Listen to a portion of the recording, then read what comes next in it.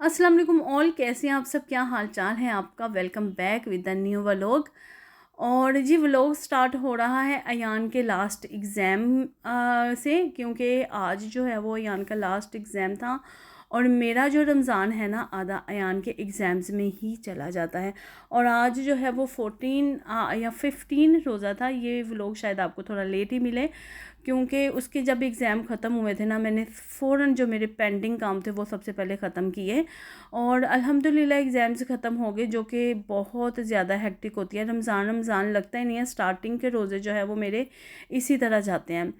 तो जी बस अगले दिन जो है वो मैंने जो मेरे पेंडिंग काम थे वो किए। सबसे पहले चिकपीस बॉयल करने वाले थे, उनको मैंने बॉयल किया। चटनी पहले बनी हुई थी थोड़ी सी, लेकिन ख़त्म हो गई थी, फिर मैंने दोबारा बनाई, क्योंकि रमज़ान में आपको पता है कि ये वाली चटनी जो है वो बहुत ज़्यादा यूज़ होती है।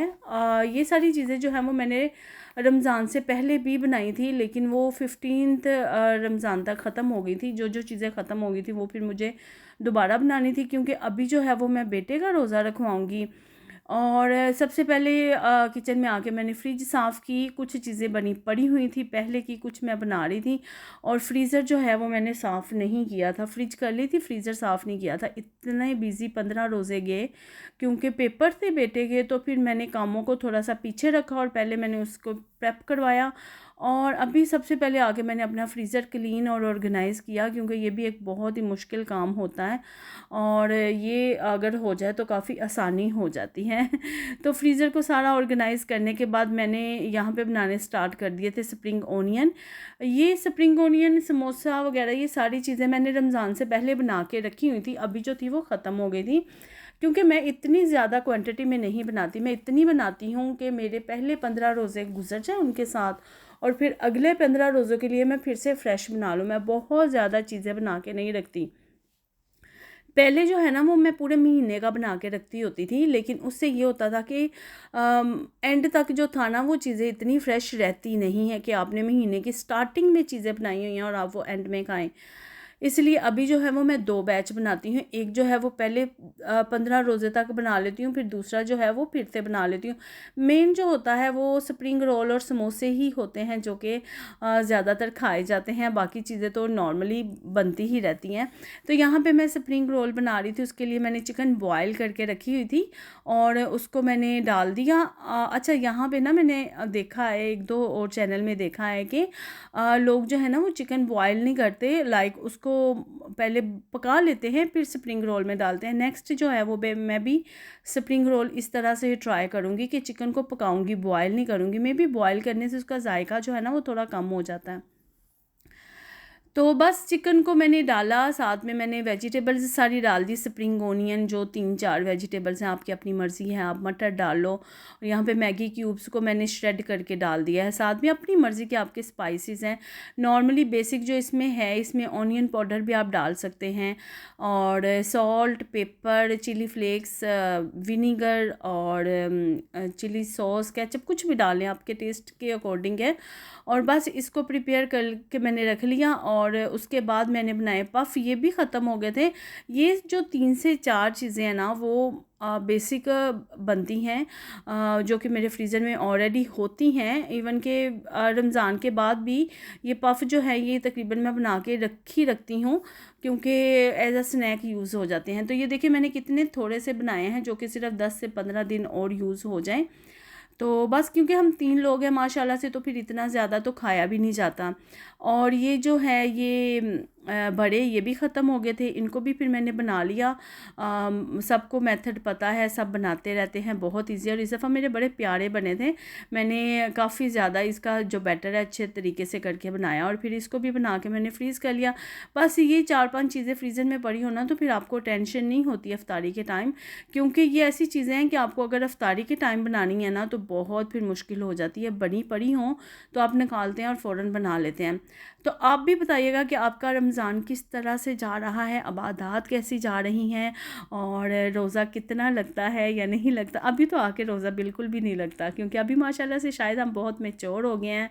और मेरा बेटा माशाल्लाह से रोज़े रख रहा है, और मुझे उसकी इतनी फ़िक्र होती है कि मैं हर वक्त उसे यही पूछती रहती हूँ कि आपको रोज़ा लग तो नहीं रहा आपको, क्योंकि मुझे पता है कि बचपन में ना हमें भी बहुत रोज़ा लगता आता था। और जब वो स्कूल जाता रहा है, अभी जब उसके एग्ज़ाम्स होते रहे हैं तो तब तो मैंने उसके रोज़े नहीं रखवाए, बस छुट्टी वाले दिन एक रखवाया था। और अभी जैसा कि वो घर में है तो मैं उसका रोज़ा रखवा देती हूँ, लेकिन अभी भी उसके पापा जो हैं वो बोलते हैं कि एक दिन रखवाया करो और एक दिन नहीं रखवाया करो।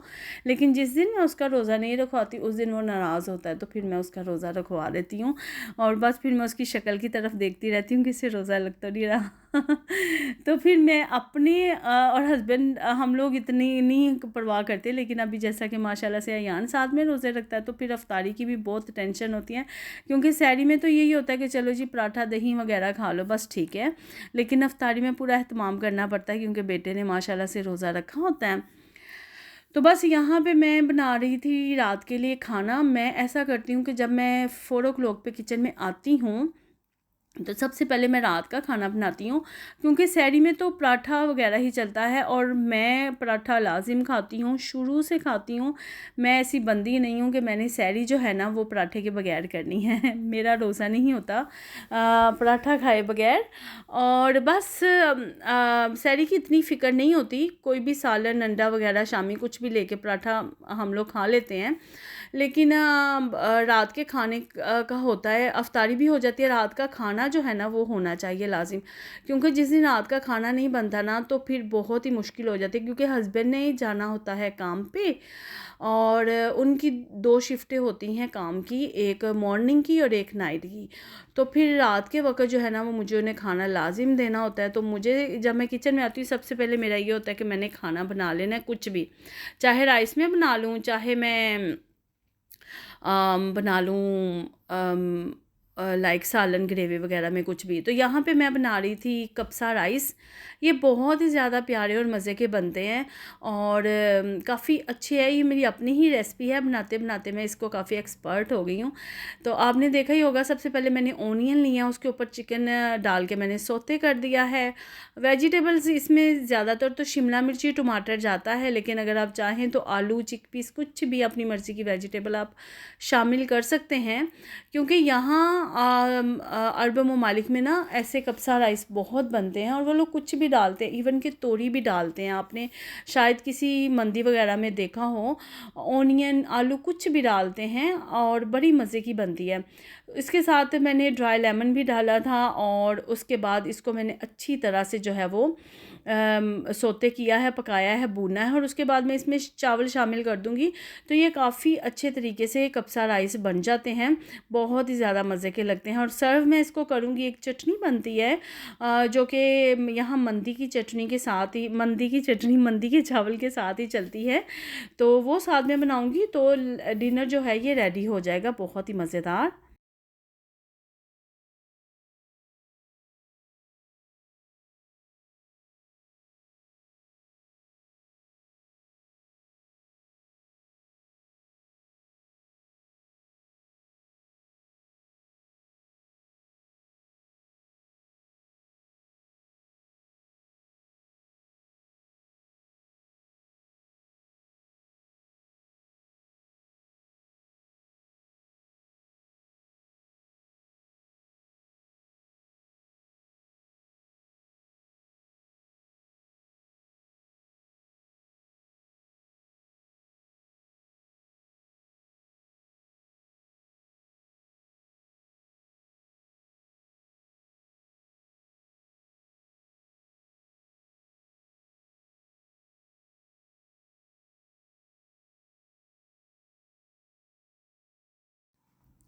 तो ये देखिए माशाल्लाह से कितने प्यारे चावल रेडी हो गए थे, कितना लंबा लंबा ये चावल बनता है माशाल्लाह से।